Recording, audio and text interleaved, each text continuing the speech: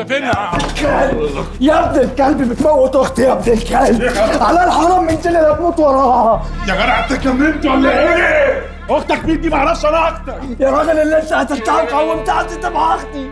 اختي يا جدع، اختي حيوان اختي. استهدى بالله اوعى كده، دي اختك. ما كنتش اعرف يا حسين. يا راجل استهدى بالله يا عم، يا استهدى راجل بالله. اللي بعشق بايدي عشان تموتها يا جدع. ليه؟ ليه يا عم؟ يا جدع انا كنت فاكرها من صاحبة البيت. صعبت البيت ايه يا عم؟ كلمتك كتير وانت ما ردتش. ليه يا عم؟ ليه يا عم؟ ليه؟ ليه يا جدع ليه؟ والله العظيم ما سمعت التليفون من الشنيور يا عم. وبعدين انا فجأة لقيتها قدامي. انا قلت بس انحيها في الارض عشان ما تلمش عليا الناس. ما كانش قصدي اقتلها يا حسين. انا اقتل برضه يا حسين. انت قتلتها يا عم، قتلتها يا عم، قتلتها يا عم، قتلتها يا عم. ليه؟ انا راح اجيب لك الشنطة. حرام عليك. ليه يا رب؟ انا اللي اعيش وهي اللي تموت يا رب. وهي اللي تموت يا رب وانا اللي اعيش ليه يا رب؟ ده عدلك، ده عدلك يا رب. استغفر الله العظيم، استغفر الله العظيم يا رب. حسبي الله ونعم الوكيل فيك.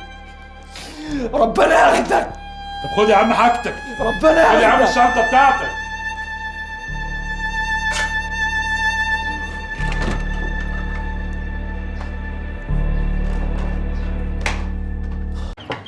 قلنا طيب. ازيك يا حسين؟ اللي جابك يا عم؟ جاي اديلك حقك يا حسين.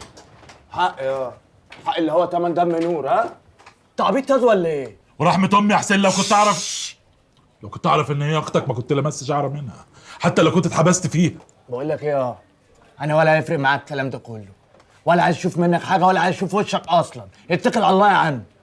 حقك وانا مقدر، بس الفلوس والورق ما يخصنيش يا حسين، ده يخصك انت يا اسطى. وعلى فكره يعني، وتفتكر اللي حصل ده ممكن يخليني اجي على حقك ومالك. لا مش انا، مش عوض يا حسين. بقول لك يا اخويا، اللي حصل حصل، بالغلط بقى بالصح. اديك قتلت اختي، مش انا قادر اللي انت تيجي تراضيني بشنطه فيها فلوس وكام ورقه. انت عبيط تاز ولا ايه؟ يا نهار اسود، هو انت اللي قتلت نور؟ خش جوه. هو ايه اللي يخش جوه؟ خش جوه انت وقعتك مطينه بطين. اخرسي البنت دي دمها فيها يا بنت. بس بقول لك خش. هو انت ما عندكش غير البنت تتهجم عليه ويوم فرحها؟ يا بنت خش جوه. البنت ماتت بسبب نجاستك. بقول البنت ماتت على يا بنت خش جوه. بس البنت ماتت بسبب نجاستك. جوه. عم عاوزك هبقى اكلمك يا عم. اتكل على الله. ماشي يا حسين، متشالين، وانا نصيبي مش همسه غير ما تيجي انت تدوني بايدك. سلام. يلا يا عم في جاي.